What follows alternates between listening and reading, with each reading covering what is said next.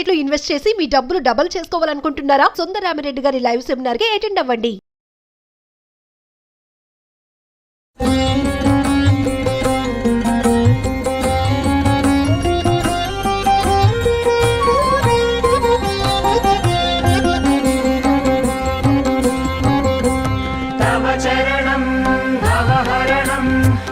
शुभवरदं अभयप्रदं तव स्मरणं भवहरणं सकलाभिहरं मोक्षप्रदं श्रीकरि शुभकरि श्रीमाता श्रीकारासनि श्रीमाता हिमगिरि नन्दिनि श्रीगौरी सुमसरहर. నమస్తే రమగారు. నమస్తే జయ. శరన్నవరాత్రుల్లో 10వ రోజులో ఉన్నాం. మరి ఈ రోజు యొక్క విశిష్టత మహిషాసుర మర్దిని నవమి తిథి వస్తుంది. రోజు 10 కానీ నవమి వస్తుంది కదండి, వస్తుంది కాబట్టి ఈ రోజున మహిషాసుర మర్దిని స్వరూపాన్ని చేస్తారు. ఈ 10 రోజుల మొత్తం కథలో చివరి అంకం ఇదే.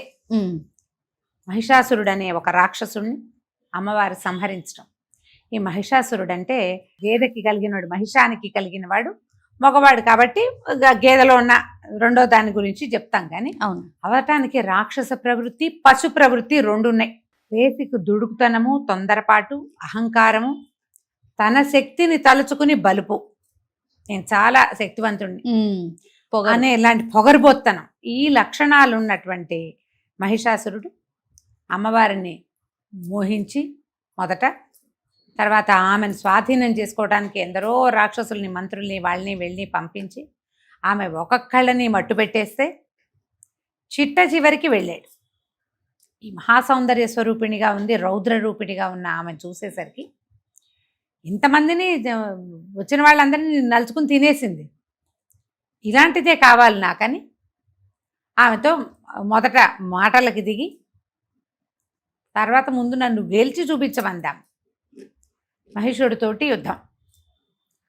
ఈ యుద్ధకాండలో ఆమె అతనికి ఒక దశలో అంటే ఇంతమందిని చంపేసినది సాధారణ స్త్రీ, సౌందర్యవతి అయిన స్త్రీ ఎలా అవుతుంది అని ఊహించలా.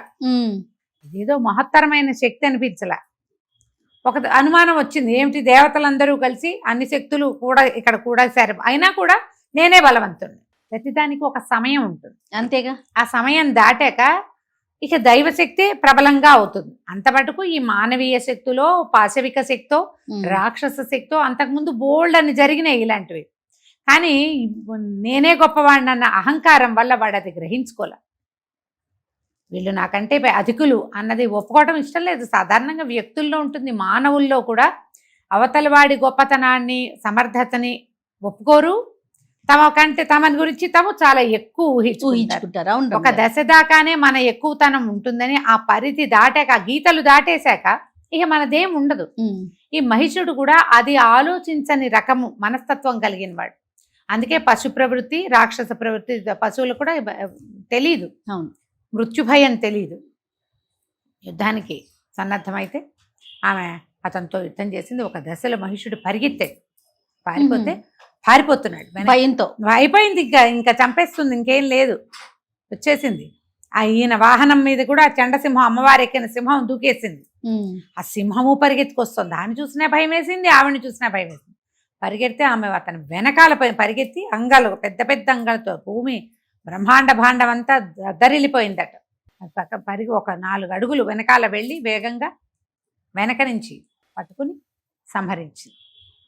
ఆ సంహార స్వరూపాన్ని ఈ రోజున మనం పూజిస్తాం. ఎప్పుడు పాశవిక ప్రవృత్తో, రాక్షస ప్రవృత్తో, అధికార ధన మదము, బల గర్వము ఏదైనా ఒక గీత దాటే వరకే అంతే.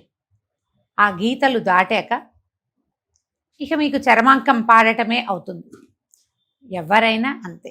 ఆ సమయానికి పరమ సుకుమారిగా, సౌందర్యవతిగా, అబలగా, అనుభవించదగిన వస్తువుగా కనపడిన స్త్రీ స్వరూపిణి అయిన అమ్మ ఈమె ఒట్టి అనుభవింపబడేదే కాదు, అవసరమైతే ఈ స్వరూపాన్ని కూడా ఎత్తగలదు. నీ పుట్టుకకి కారణం ఆమె అనేది నువ్వు గుర్తించాలని ఈ పాశవిక ప్రవృత్తి కలిగిన మహిషుడికి చూపిస్తుంది అమ్మవారు. ఎప్పుడైతే ఇతన్ని సంహరించిందో ఆ మంచి మహోగ్ర రూపిణిని చూసేసరికల్లా బెదిరిపోయారు దేవతలంతా. భూమి ఆకాశాలు ఏకమైపోయినాయి ఆమె ఆ పరాక్రమం ముందు, ఆ ఆయుధాల ముందు, ఆ మహోగ్రమైన రూపం ముందు. అలాంటి స్వరూపంలో ఉన్నటువంటి అమ్మని ఈ రోజున ఆరాధిస్తాం. ఉగ్రస్వరూపిణిగానే ఆరాధన అందుకుంటుంది. ఇంచుమించు అన్ని దేవాలయాల్లో కూడా ఇవాళ మహర్నవమి నాడు ఉగ్రరూపిణిగా ఉండేటువంటి మహిషాసురమర్దిని స్వరూపంలోనే అమ్మవారి సింహవాహినిగా, అష్టభుజిగా, అష్టాదశ భుజిగా ఎంత అలంకారం చేయగలిగితే అంత అంత. విశేషంగా ఎర్రని పువ్వులతోటి పూజ చేస్తారు, ఎర్రటి వస్త్రాలు సమర్పిస్తారు.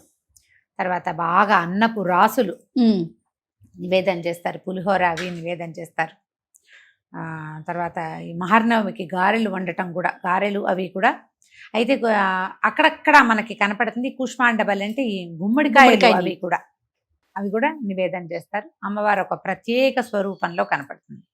ఇప్పుడు లెక్క ప్రకారం మనం 9 రోజులు మనం కుమారి పూజ చేసుకుంటాం. ఈసారి 10 రోజులు కనపడింది కాబట్టి ఈ రోజును కూడా 9 సంవత్సరాల బాలికనే మనం అర్చించాలి. ఎందుకు మానటం, మనం 9 రాత్రులు అంటే నవరాత్రి అని చేసుకుంటాం. అవును. ఒక్కొక్కసారి 10వ రాత్రి వస్తుంది, 10-12 సంవత్సరాలకు ఒకసారి. ఈ రోజును కూడా ఓ 9 సంవత్సరాల బాలికని చక్కా పసుపు రాసి పారాయణ పెట్టి ఆమెకు వస్త్రాలు అవి సమర్పించి అలంకరణ చేసి ఆమె ఆశీస్సులు కూడా తీసుకోవచ్చు. దేవాలయాలన్నిట్లలో కూడా మహిషాసురమర్దిని స్వరూపంలోనే అమ్మవారు కనపడుతుంది. విశేషంగా మన ఇంటికి ఎవరైనా వస్తే మహిషాసురమర్దిని స్తోత్రం చదువుకోవచ్చు. మహిషాసురమర్దిని చాలా అద్భుతంగా ఉంటుంది. అసలు చదివితే గూస్ బంప్స్ వస్తాయి చేయ. సరిగ్గా చదివితే మంచి ఉద్రేకం వస్తుంది, సంతోషం వస్తుంది, ఉద్రేకము వస్తుంది. విశేషంగా ఎక్సలెంట్గా ఉండే స్తోత్రాల్లో మహిషాసురమర్దిని స్తోత్రం ఒకటి. దాంతోపాటుగా మన మహిషాసురమర్దినికి సంబంధించినటువంటి రకరకాల స్తోత్రాలని, శ్లోకాలని చదువుకోవచ్చు. దేవి భాగవత పారాయణ చేయొచ్చు ఈ రోజున దేవి భాగవతం. తర్వాత ఏమో చండీ సప్తశతి లేదా దుర్గా సప్తశతి అంటారు. దుర్గా సప్తశతి పారాయణ చేసుకోవచ్చు. చండీ పారాయణం చేస్తారు కదా, అది కూడా చక్కగా చేసుకోవచ్చు. విశేషించి మీరు ఎంత అన్నం వినిమయం చేస్తే అంత మంచిది ఈ రోజున.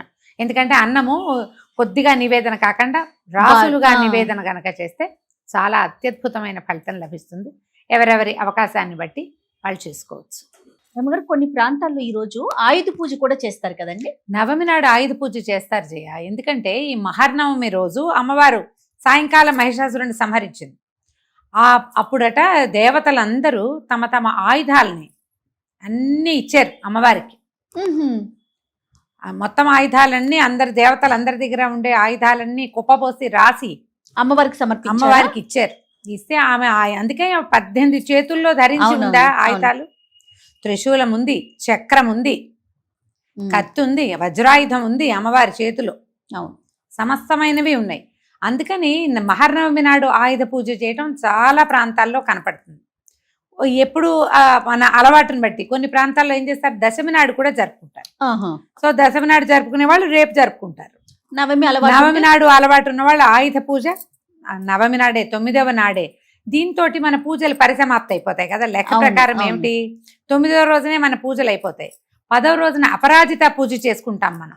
ఈవేళ గెలిచిన అమ్మని రేపు పూజిస్తాం. ఇప్పుడు ఆయుధాలు ఎక్కువ పెట్టింది ఆమె, వాడింది ఆయుధాలు ఈ రోజున కాబట్టి నవమి నాడే శుభ్రంగా ఆయుధ పూజ. ఆయుధం అంటే రకరకాలు మనకి ఆయుధాలు ఏమున్నాయి. ఇప్పుడు మనకి కెమెరాలు ఉన్నాయి, కత్తులు కటార్లు లేవు. ఎవడు ఏ పని చేసుకుంటే అది కంప్యూటర్తో ఉద్యోగం చేసుకుని జీవిక భోజనం దానివల్ల వస్తుంటే వాళ్ళకి కంప్యూటరు, కెమెరా వాళ్ళకి కెమెరాలు, అంతే. డాక్టర్లకి వాళ్ళ స్టెథోస్కోపులు, బీపీ ఆపరేటర్స్లు, ఏమైనా మెషిన్లతోటి వైద్యం చేసుకునే వాళ్ళు మెషిన్లకి. వాటికే చక్కగా పసుపు రాసి బొట్టు పెట్టి శుభ్రం చేస్తారు. మొదట శుభ్రం చేయటం, తర్వాత పసుపు రాసి బొట్టు పెట్టడం, ఓ హారతి ఇచ్చి మన జీవికకి మన జీవితానికి ఉపయోగపడేటువంటి వస్తువుని ఈ రోజున ఆరాధించుకోవాలి. దాన్ని కూడా గౌరవించే రోజు. అందుకని ఆయుధ పూజ చేసుకుంటారు. వాహన పూజలు కూడా చేస్తారు. వాహనాలు మన రోజువారీ వెళ్ళేటువంటి వాహనాలని కూడా పూజించుకోవచ్చు. ఇవాళైనా చేయొచ్చు, రేపైనా చేయొచ్చు. శాస్త్రం ప్రకారం అయితే నవమి నాడే ఈ 9వ రోజే అంటే 10వ రోజు కదా అదేలే చివరి రోజు. ఈ ఉత్సవాలు ఇవాళతో ఫినిష్ అయిపోతాయి. మొదట కలశం పెట్టారు కదా, తొలి రోజున కలశం పెట్టిన వాళ్ళు ఈ 10వ నాటి రాత్రి అమ్మని అర్చన పూర్తయిపోయిన తర్వాత కదిపేస్తారు. కొన్ని చోట్ల మాత్రమే దశమి నాడు కదిపేది ఉంటుంది. తెల్లవారేసరికల్లా ఇల్లు గడిగేసుకుంటారు, ఏముండదు. దశమి నాడు మామూలు పూజే. ఇక ఈ కలశ పూజ, ఇన్ని షోడశోపచారాలు ఈ ఈ కలశానికే చేయటం అదంతా ఏమీ ఉండదు. కాబట్టి ఈ రోజునే ఆయుధ పూజ కూడా చేసుకోవచ్చు. మీ ఆయుధాలకి మీ వాహనాలకి శుభ్రంగా పులికా పెట్టి బొట్టు పసుపు పెట్టి దండం పెట్టుకోండి. వాటి వల్ల మన జీవితం ఇంత బాగా సాగుతున్నందుకు వాటి పట్ల కృతజ్ఞతగా ఉండటం అనేది మన పద్ధతి కదా. అది అవును కదా. మన సంస్కృతి సాంప్రదాయాల అనుసారంగా ఈ పని చేసుకోవటమే. ఆయుధ పూజ కూడా చేసుకుంటాం. అయిపోయాక ఇక రేపు ఉదయం అపరాజిత పూజ, రాజరాజేశ్వరి పూజా విధానం, విజయదశమి నాడు ఏం చేయాలో రేపు మళ్ళీ చెప్పుకోవాలి. తప్పకుండా రమ్య. నమస్తే. నమస్తే జయ.